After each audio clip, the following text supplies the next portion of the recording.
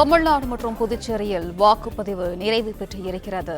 இது குறித்தான முழு விவரங்களுடன் இணைகிறார் செய்தியாளர் சரவணகுமார். சரவணகுமார், வணக்கம். விவரங்கள் என்ன? நாடாளுமன்ற தேர்தலுக்கான வாக்குப்பதிவு தமிழ்நாடு மற்றும் புதுவையில காலையில 7 மணிக்கு தொடங்கிய இந்த வாக்குப்பதிவு என்பது தற்பொழுது 6 மணி அளவில் நிறைவடைந்திருக்கிறது. பல்வேறு வாக்குப்பதிவு மையங்கள்ல வாக்குச்சாவடிகளுக்கு முன்பு வாக்களிப்பதற்காக 6 மணிக்கு முன்பு அதாவது 5:59 மணி வரை உள்ளே வந்தவர்கள் அனுமதிக்கப்பட்டார்கள். 6 மணிக்கெல்லாம் அந்த வாக்குப்பதிவு மையத்தினுடைய நுழைவாயில் பூட்டப்பட்டது. காவல்துறையினர் பாதுகாப்பு பணியில இருக்கிறார்கள். இந்த வாக்குப்பதிவு இந்த நேரத்திற்கு முன்பு 6 மணிகளுக்கு முன்பு வந்தவர்கள், அவர்களுக்கு டோக்கன் கொடுக்கப்பட்டு அவர்கள் நீண்ட வரிசையில் நின்று அவர்களுக்கு வாக்களிப்பதற்கான நேரம் ஒதுக்கப்படும். 6 மணிக்கு பிறகு வருபவர்களுக்கு அனுமதி இல்லை என்பதுதான் விதி.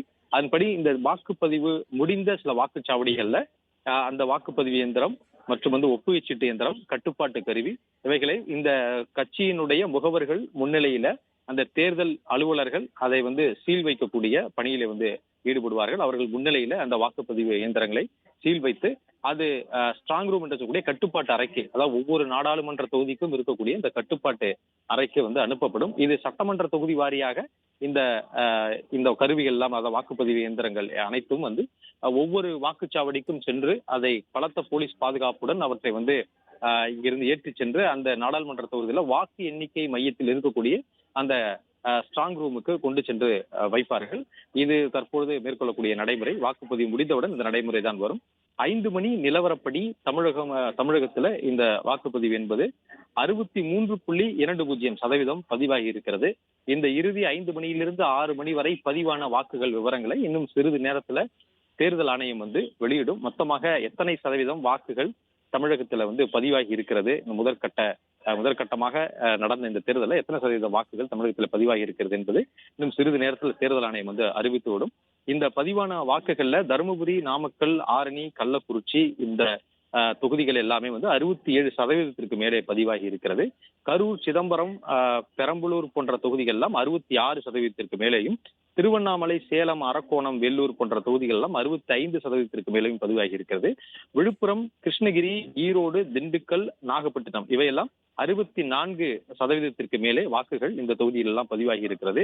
நீலகிரி, விருதுநகர், மயிலாடுதுறை, பொள்ளாச்சி, தேனி, தென்காசி, தூத்துக்குடி, ராமநாதபுரம், தஞ்சாவூர் போன்ற தொகுதிகளில் எல்லாமே 63 தொகுதிகளுக்கு மேலே வாக்கு சதவீதம் இந்த 5 மணி நிலவரப்படி பதிவாகி இருக்கிறது. இந்த 1 மணி நேரம் வாக்குகள் எவ்வளவு பதிவாகிறது என்பது தேர்தல் ஆணையம் பின்னர் அறிவிக்கும். இதுல குறைவான வாக்குகள் என்பது சென்னையில இருக்கக்கூடிய இந்த 3 தொகுதிகளிலுமே, சென்னை, வட சென்னை மற்றும் மத்திய சென்னை, தென் சென்னை ஆகிய இந்த தொகுதிகளில் குறைவான வாக்குகள் பதிவாகி இருக்கிறது. வட சென்னையில் 59.16%, மத்திய சென்னையில் 57.25%, தென் சென்னையில் மிக குறைவான வாக்கு சதவீதமாக 57.04% தான் தென் சென்னையில வாக்குகள் பதிவாகி இருக்கிறது. இந்த இறுதியாக எத்தனை சதவீதம் என்பது பின்னர் தெரிய வரும் என்று தெரிவித்திருக்கிறார்கள்.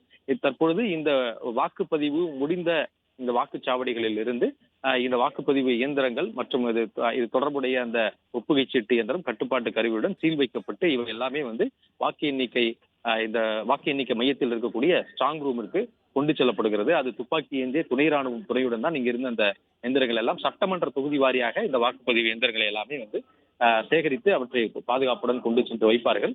அந்த கட்டுப்பாட்டு அறை, அதாவது அந்த ஸ்ட்ராங் ரூமை சுற்றி இருக்கக்கூடிய பகுதியில் எப்பொழுதுமே 3 அடுக்கு பாதுகாப்பு என்பது செய்யப்படும். அங்கே எப்பொழுதுமே காவல்துறையினர் 24 மணி நேரமும் பாதுகாப்பு பணியில இருப்பார்கள். அங்கே சிசிடிவிகள் எல்லாம் அமைக்கப்பட்டு தொடர்ந்து கண்காணிக்கப்படும்.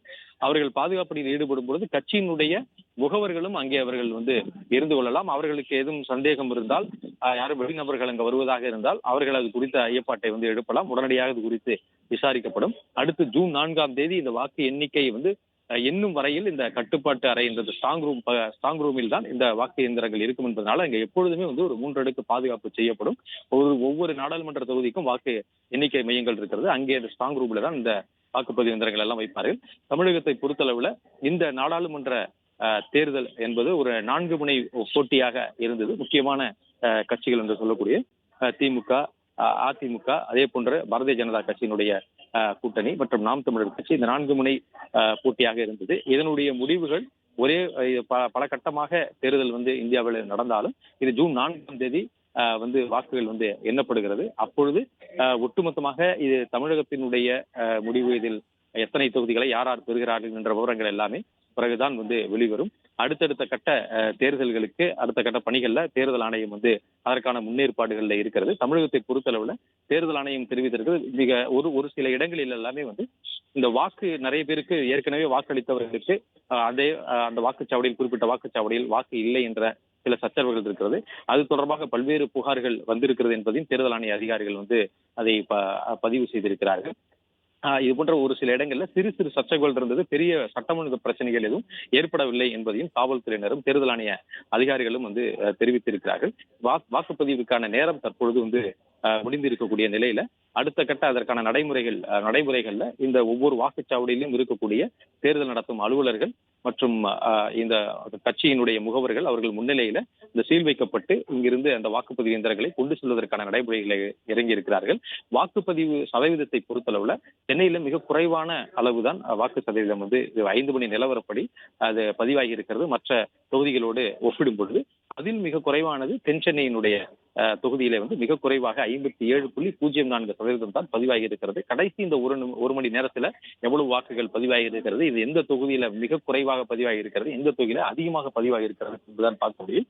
இல்ல தருமபுரி, நாமக்கல், ஆரணி போன்ற தொகுதிகளிலும் கள்ளக்குறிச்சி தொகுதிகளிலும் 67% மேலே வந்து 5 மணி நிலவரப்படி வந்து பதிவாகி இருக்கிறது. இந்த தருமபுரியில் மட்டுமே வந்து 67.52% வாக்குகள் அதிகமாக இந்த இருக்கக்கூடிய தொகுதிகள் அதிகமாக பதிவான தொகுதி. இந்த கடைசி ஒரு மணி நேரத்துல வந்து நிறைய பேர் வாக்களிப்பதற்காக வந்திருப்பார்கள். இந்த மதியம் 2 மணியிலிருந்து 4 மணிக்கு தான் நிறைய வாக்குப்பதிவு மையங்கள்ல சற்று தொய்வு இருந்தது. நிறைய வெயில் ஒரு காரணமாக இருந்தது. அந்த நேரத்துல வாக்காளர்கள் வந்து வராமல் இருக்கிறது. அதற்கு பிறகு 4 மணியிலிருந்து மெல்ல மெல்ல வாக்காளர்கள் வர தொடங்கினார்கள். அந்த இறுதி 5 மணியிலிருந்து 6 மணிக்கு பல்வேறு இடங்கள்ல வெளியில் சென்று விட்டு வரக்கூடிய வாக்காளர்கள் பலரும் வந்து இறுதி நேரத்துல வாக்களிப்பதற்காக வாக்குப்பதிவு மையங்களுக்கு வந்திருக்கிறார்கள். எனவே இந்த வாக்குப்பதிவு என்பது கூட்டம் அதிகமாக இருக்கக்கூடிய நிலையில 6 மணிக்கு முன்பே வந்திருந்தால் அவர்களுக்கு எவ்வளவு நேரமாக அந்த வாக்குப்பதிவு முடிவதற்கு எவ்வளவு நேரமாகிறதோ அவ்வளவு நேரம் கழித்துதான் அந்த வாக்குச்சாவடியிலே வந்து அதற்கான பணிகள் வந்து முடியும். வாக்குப்பதிவு அந்த நேரம் வரை அனுமதிப்பார்கள். அதற்கு பிறகுதான் வந்து அந்த வாக்குப்பதிவு இயந்திரங்கள் எல்லாமே வந்து சீலிடப்பட்டு கொண்டு செல்லப்படும். இந்த சென்னையை பொறுத்தளவுல இந்த பதற்றமான வாக்குச்சாவடிகள்ல முழுமையான பாதுகாப்புகள் வந்து செய்யப்பட்டிருந்தாலும் பெரிய அளவில் எது போன்ற பிரச்சனைகளும் இல்லை என்றும், அதே போன்று இந்த வாக்குப்பதிவு இயந்திரங்கள்ல ஒப்புகை சீட்டு இயந்திரங்கள்ல அவ்வப்போது சிறு சிறு பிரச்சனைகள், அதாவது வாக்குப்பதிவு இயந்திரங்கள் இயங்காமல் இருந்தது, அதே போல ஒப்புகை சீட்டு இயந்திரம் வந்து இயங்காமல் இருந்தது. அதனால் வந்து காலதாமதம் ஒரு சில வாக்குச்சாவடிகள்ல வந்து ஏற்பட்டது. எனவே அந்த கால தாமதத்தை வந்து ஈடுகட்ட மேலும் கூடுதலாக 1 மணி நேரம் ஒதுக்க வேண்டும் என்று ஒரு சில வாக்குச்சாவடிகள்ல வந்து கோரிக்கை விடுத்திருந்தார்கள். அது இறுதியாக அந்த தேர்தல் நடத்தும் அலுவலர்கள், அந்த தொகுதியினுடைய தேர்தல் நடத்தும் அலுவலர்கள் மூலமாக அது தேர்தல் ஆணையம் தான் முடிவு செய்யும் என்று தெரிவித்திருக்கிறார்கள். பொதுவாக அனைத்து தொகுதிகளுக்குமே வாக்குப்பதிவிற்கான நேரம் தற்பொழுது முடிந்திருக்கக்கூடிய நிலையில வாக்குப்பதிவு இயந்திரங்களை கொண்டு செல்லக்கூடிய பணியில ஈடுபட்டிருக்கிறார்கள்.